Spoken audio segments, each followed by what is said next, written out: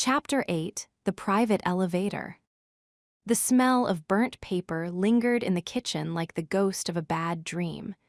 I stood at the marble island, staring into the sink where the gray ashes of my past life had settled. The bank notices, the medical debt, the foreclosure threats, they were gone. Alexander had made them disappear with a match and a promise. But as I scrubbed the sink, I realized that fire doesn't just destroy, it transforms. I was no longer the girl fighting for her life. I was something else now. I was a senior advisor to a man who could command the wind to stop if he paid enough for it. I was wearing a black, body-skimming dress today. High neck, long sleeves, but the fabric was a heavy, expensive jersey that hugged every curve like a second skin. It was professional, but it felt like a provocation. I'd pinned my hair up again, but I left two soft tendrils loose to frame my face. I needed to look like I was in control, even if my pulse hadn't returned to a normal rhythm since he'd walked away from me on the sofa. "The ashes are gone, Maya. You can stop scrubbing." I jumped, the sponge slipping from my hand. Alexander was standing in the doorway. He looked impeccable in a charcoal three-piece suit, his silver tie knotted with mathematical precision. There was no trace of the man who had pinned me to the sofa last night except for his eyes. His eyes were focused on me with a weight that felt like a physical touch. "I like things clean," I said, my voice steadier than I felt. "So do I." He walked toward me, his movements fluid and predatory. He stopped just a foot away, reaching out to pick up a stray piece of ash I'd missed on the counter. He rubbed it between his thumb and forefinger, watching it disappear. "I signed the guarantee this morning. Your father's home is now an untouchable asset under the Blackwood Trust. You never have to think about a mortgage again." "Thank you," I whispered. "Don't thank me," he said, his voice dropping. "I didn't do it for you to be grateful. I did it because I don't want your mind cluttered with the concerns of commoners. I need you fully focused on the code." He was back to the CEO, the cold, calculating strategist. It should have been a relief, but it felt like a slap. He was setting the boundaries again, reminding me that even his kindness was a tactical maneuver. "I'm ready to work, Alexander."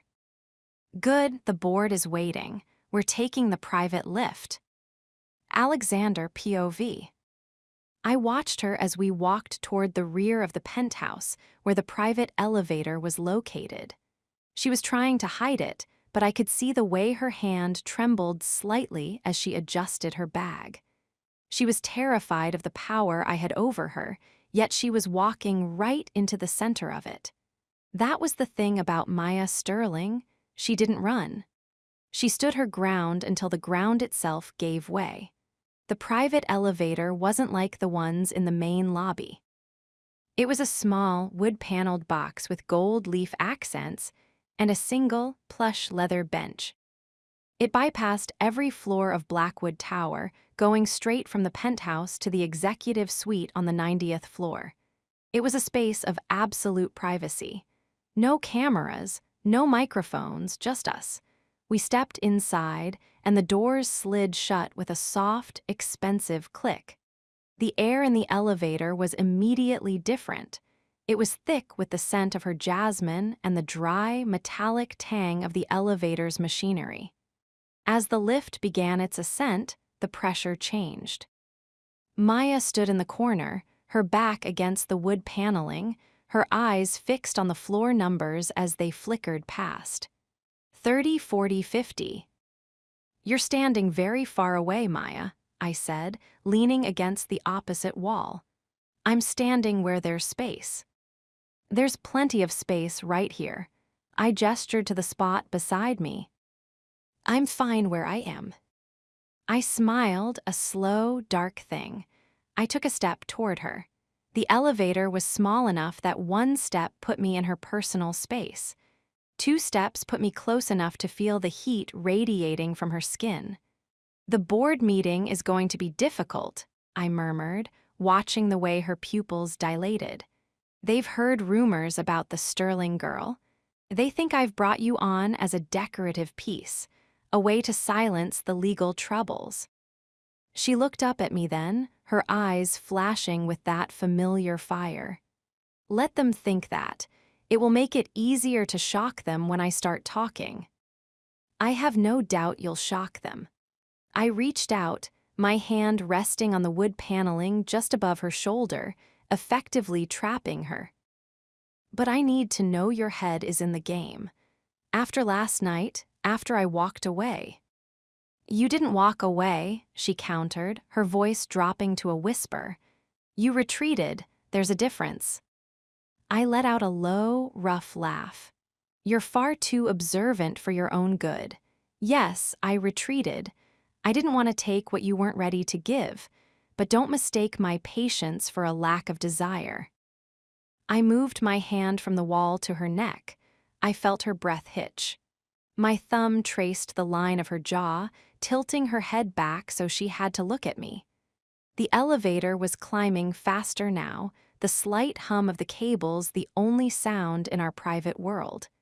In this elevator, Maya, there is no CEO, there is no senior advisor, there is just you and me. And the 80th floor, she whispered, her eyes darting to the display. We're only at 70, I said, leaning down. My lips brushed her ear. I heard her small, jagged intake of breath. I could feel the frantic beat of her heart against my chest. She wanted this. Despite the contract, despite the anger, she wanted the friction just as much as I did. You told me you needed me, I reminded her, my voice a low rasp. Say it again, without the tears this time. I need the resources of Blackwood Industries, she said, her voice shaking. Liar. I moved my mouth to the sensitive spot behind her ear. You need the way I look at you. You need the way I make you feel like you're the only person in this city who actually matters. She didn't answer. She couldn't. She reached up, her fingers digging into my forearms, and for a second I thought she was going to push me away. Instead, she pulled me closer. The elevator hit 85. I claimed her mouth with a sudden, sharp hunger. It wasn't the tentative kiss from the jet. This was a collision. I pinned her against the wall, my body heavy and demanding against hers. She tasted like peppermint and defiance, and I wanted to drink her in until there was nothing left. Her hands moved from my arms to my hair, pulling me into the kiss with a desperation that matched my own. In this small, moving box, she wasn't the victim and I wasn't the predator. We were just two people burning in a fire we'd both started. 88-89. I pulled back just as the chimes sounded. My breathing was heavy, my blood roaring. Maya looked wrecked, her lipstick was smudged, her hair was starting to come loose, and her eyes were dark with a mixture of shock and longing. The 90th floor, I said, my voice surprisingly steady. I reached out and smoothed a stray hair back into her bun. Then I took a clean white handkerchief from my pocket and wiped a smudge of red from her lower lip. The doors slid open. The executive lobby was a sea of glass, marble, and waiting assistants. Marcus was standing there with a tablet, ready to brief me. The transition from the heat of the elevator to the cold professionalism of the office was like being dunked in ice water. Mr. Blackwood, Marcus said, falling into step as I stepped out. The board is in the conference room. They're anxious. Let them wait another 2 minutes, I said. I didn't look back, but I felt Maya step out behind me. I could hear the rhythmic click of her heels on the marble. She was back in her armor, but I knew what was underneath it. I knew the way she felt when she stopped fighting. And as I walked toward the boardroom, I realized that the private elevator wasn't just a way to get to the office. It was a gateway, and we had both just walked through it. Maya POV. My legs felt like jelly, but I forced them to move. The walk from the elevator to the conference room felt like a mile. I could feel the eyes of the staff on me, curious, judgmental, envious. I was the girl Alexander Blackwood had handpicked from the wreckage of a hostile takeover. I was the mistake he had kept. I caught my reflection in a glass partition. I looked different. There was a flush in my cheeks that no blush could replicate. My eyes looked brighter, more dangerous. Alexander pushed open the heavy oak doors of the boardroom. The room was filled with the most powerful men and women in the city. They were sitting around a table that looked like it was made from the wood of an ancient ship. When Alexander entered, they all stood. It was an instinctive reaction to power. "Sit," Alexander said, his voice ringing through the room. I took my seat at his right hand. I felt the weight of 12 pairs of eyes on me. "Before we begin the quarterly review," Alexander said, leaning back in his chair, "I want to formally introduce Maya Sterling. She is the architect of the mapping algorithm. And from this moment forward, she has final sign-off on all technical developments for the Horizon project." A murmur went around the table. A woman in a sharp red suit, the head of marketing, I realized, cleared her throat. "Mr. Blackwood, with all due respect, Miss Sterling's background is in academia. This is a commercial launch. Are we sure she has the perspective required for a global rollout?" "Her perspective," Alexander said, his voice turning to ice, "is the only one that matters. Because without her code, you're selling an empty box. Does anyone else have questions about my staffing choices?" The room went silent. "Good, Maya, the floor is yours." I stood up. My hands were steady now. The adrenaline from the elevator had transformed into a cold, focused energy. I pulled up the presentation on the holographic screen in the center of the table. "The Horizon project," I began, my voice clear and authoritative, "is not a product. It is a paradigm shift. If you want to talk about marketing, let's talk about the fact that we aren't just mapping the brain, we're providing the key to the human experience." For the next hour, I didn't just speak, I commanded. I answered every question with a precision that left them speechless. I saw the skepticism in the room slowly dissolve into something like awe. But most importantly, I felt Alexander watching me. He wasn't looking at the data. He was looking at the way I handled the room. He was looking at me the way an artist looks at a masterpiece he's just finished. Or perhaps the way a king looks at a queen who has just proven she can hold the sword. When the meeting ended, the board members scrambled to shake my hand. They were no longer looking at me as a decorative piece. They were looking at me as a threat. "You did well," Alexander said, once the room had cleared. He was still sitting at the head of the table, watching me pack up my things. "I told you I could do the job." "You did more than the job, Maya. You owned them." He stood up and walked toward me. The office was quiet now, the sunlight streaming in through the floor-to-ceiling windows. "But you're still hiding something." "What am I hiding?" "The fact that you enjoyed it. You enjoyed the power. You enjoyed the way they looked at you." He stopped in front of me, his presence looming. "You're becoming more like me every day." "I am nothing like you," I snapped. "Aren't you?" He reached out, his finger tracing the line of my collar. "You used your intellect to dominate that room. You used your status to silence your critics. That's my playbook, Maya, and you executed it perfectly." I looked away, unable to deny the truth in his words. There had been a thrill in it, a dark, intoxicating rush of being the most powerful person in the room. "We have a dinner tonight," Alexander said, changing the subject. "The Japanese delegation is in town. They want to see the face of the project." "So I'll be there." "I know you will. But first," he leaned in, his voice dropping to a whisper, "I have a late-night session planned in the lab.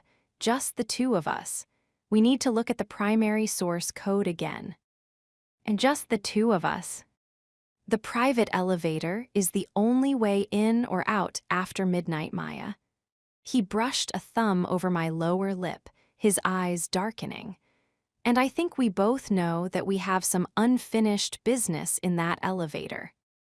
He turned and walked toward his private office, leaving me standing in the empty boardroom. The locked-in clause was no longer just about a contract or a house. It was about the fact that the more time I spent with Alexander Blackwood, the more the walls between us were disappearing. And I didn't know if I was being integrated into his empire, or if I was being consumed by it. Alexander POV. I sat behind my desk, watching her silhouette through the glass partition as she walked away. She was evolving. The shy, desperate girl from the gala was gone. In her place was a woman who could hold her own against the most ruthless minds in the city.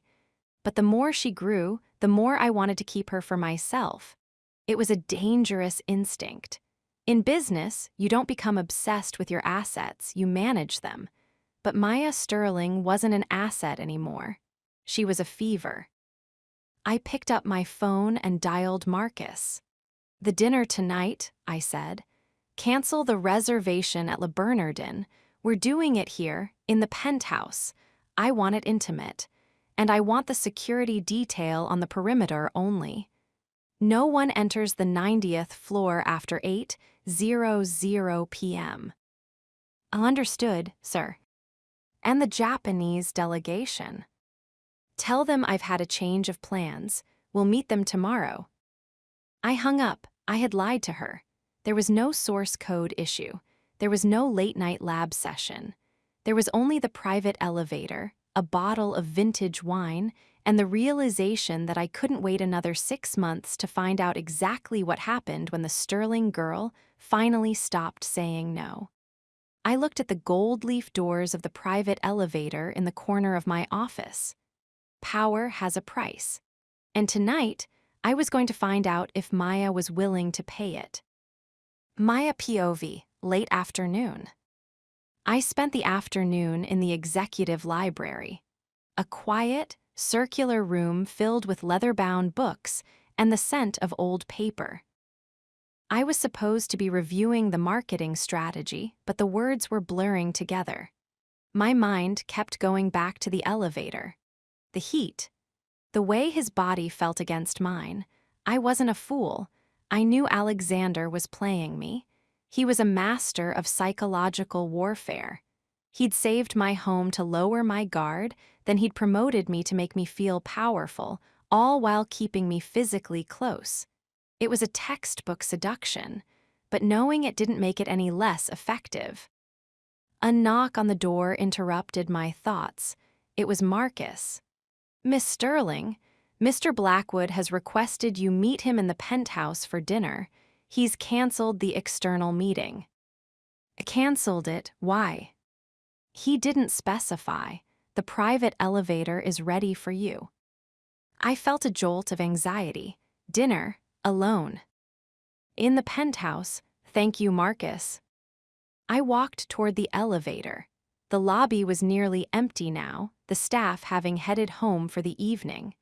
The setting sun was casting long, orange shadows across the floor. I stepped into the gold leaf box and pressed the button for the penthouse. As the doors closed, I felt the familiar shift in pressure. The hum of the cables seemed louder in the evening silence. I looked at my reflection in the wood paneling. I was going into the lion's den, and for the first time, I didn't feel like the prey. I felt like the hunter. I reached up and pulled the pins out of my hair, letting it fall in a dark wave over my shoulders. If Alexander wanted the real Maya Sterling, he was going to get her. The elevator climbed, 70, 80, 90. The chime sounded. The doors opened. The penthouse was bathed in the soft glow of candlelight. The Vigil of Justice statue stood in the foyer, its bronze scales shimmering. Alexander was standing by the window, a glass of dark red wine in his hand. He had taken off his jacket and waistcoat, his white shirt unbuttoned at the neck. He turned as I stepped out. He looked at my loose hair, then at my eyes. "You're late," he said, his voice a low, dangerous vibration. "I took the long way," I replied, stepping into the room. The game was on, and tonight the rules were finally going to change.